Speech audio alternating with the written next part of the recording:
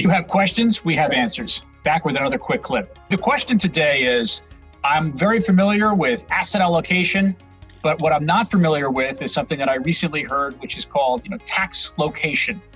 Can you talk a little bit about tax location and what that really means when advisors talk about that?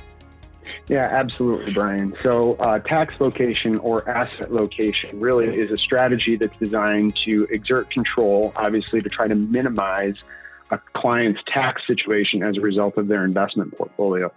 I oftentimes describe it as the arranged marriage between investment level tax characteristics and account level tax characteristics. So it's a simple but very powerful strategy that allows you to increase an investor's after-tax returns. So how does it work? Yeah, so I think to really explain the strategy, we need to re-examine the attributes of the various account types and the various investment types. And so really thinking about the account types as being your taxable investment accounts, perhaps your pre-tax or tax-deferred IRA account, and then the Roth.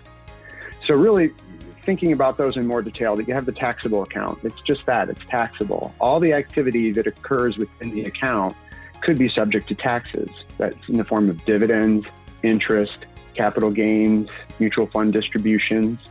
So all of these things are subject to taxes. That's kind of a negative aspect of the account. The positive attribute of the account is the fact that there is a step up in cost basis that's associated with passing on securities to beneficiaries. So take, for example, a client that was fortunate to invest $100,000 in a very good stock. That stock grows to $2 million. So we now have a $1.9 million pent-up capital gain. To the extent that they pass that on to their beneficiaries, that capital gain is erased through a step up in cost basis. So it's a very effective way to pass on wealth to the next generation or to your beneficiaries.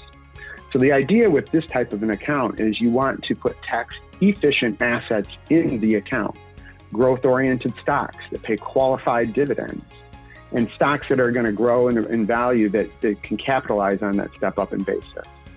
So that's the taxable account. The pre-tax IRA or tax-deferred IRA is just that. Everything that occurs within the account is sheltered from your tax return as it relates to the investment activity, dividends, interest, capital gains. The difficulty with this is the whole account balance really represents a future tax liability. So for an investor that's looking to strike an appropriate asset allocation across their consolidated accounts, they may choose to drive growth in other accounts and instead choose to complement the growth with yielding investments, bonds, alternative income, what have you, and shelter that income inside of their IRA account. So that's the second type of an account. The third account, of course, is the Roth. We all love the Roth. It's tax deferred. It's tax free. And all the activity that occurs within the account is indeed not going to be reported on your tax return. So this account oftentimes is our investors' most long-term account. There's no required minimum distributions associated with it. They oftentimes think about it as an important part to their legacy. And so we really have a long-term time horizon here. We've got some really positive tax attributes that make this account a very an ideal account to drive growth. So we would recommend for our clients oftentimes that they are taking a more growth-oriented asset allocation within their Roth IRA accounts. So that's terrific. Maybe Stephen, just give us an example of a moderate investor, what a balanced portfolio might look like. They have assets throughout their portfolio in these different accounts. In a perfect picture, what might that look like? Sure. So, all three account types commonly found amongst the clients and prospective clients that we're working with. And so let's take, for example, somebody that has a $4 million net worth, just for ease of number purposes. Let's say they're also looking to strike a balanced type of an approach, maybe half of their portfolio in stock, half of it in bonds. So in this example, they've been gainfully employed. They've saved quite a bit of money in their pre-tax IRA through employer-sponsored retirement plans. They've got a $2 million IRA in this instance. They've got a $1 million taxable account, and they also had the foresight to fund a Roth early on, and that Roth has grown to $1 million. So there's their $4 million net worth. We would look at the IRA account as an ideal account for them to park their fixed income or yield-oriented investments. Reason being is the yield associated with those investments, typically taxed as ordinary income, is going to be sheltered from their tax return because it's in that tax-deferred wrapper. You're not growing the value of the account exorbitantly to the detriment of growth elsewhere.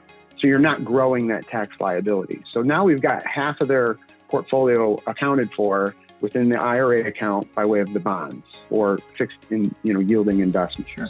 So now we have the other side, which is the equities. We would advocate that they would put equities inside of their Roth, again, because that growth of that Roth is going to be tremendous. And we want that to occur in taking advantage of the tax attributes of the Roth. But also we would encourage them to allocate more equity towards their taxable account. Again, looking at the fact that equities typically are paying qualified dividends, which is a good rate within the tax code. You have long-term capital gains associated with, rebalancing and harvesting gains. So again, another advantageous rate within the tax code. And then to the extent that they pass those assets on, you have that step up in basis. So there you have, this $4 million net worth client with these various account types and striking that balance for that balanced risk profile that they're trying to target.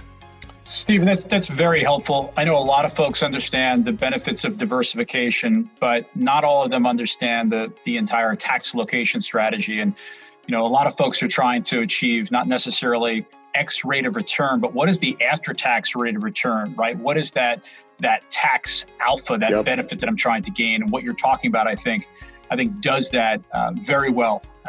One thing to note, of course, is that there may be some changes based upon the tax code, and there always are, but now even more so. And that step up in basis, that's on the table to potentially be changed. And ultimately, a lot of folks believe that taxes are going to be headed upward in the next few years. And if that's the case, I think this strategy you're referencing only becomes that much more beneficial as we look at planning and one's overall situation. So, Stephen, thank you very much for being here. Greatly appreciate your time today. Yeah, thank you, Brian. And if anyone else has questions they'd like answers to, they can feel free to email us at qa@marinerwealthadvisors.com. Thanks for watching.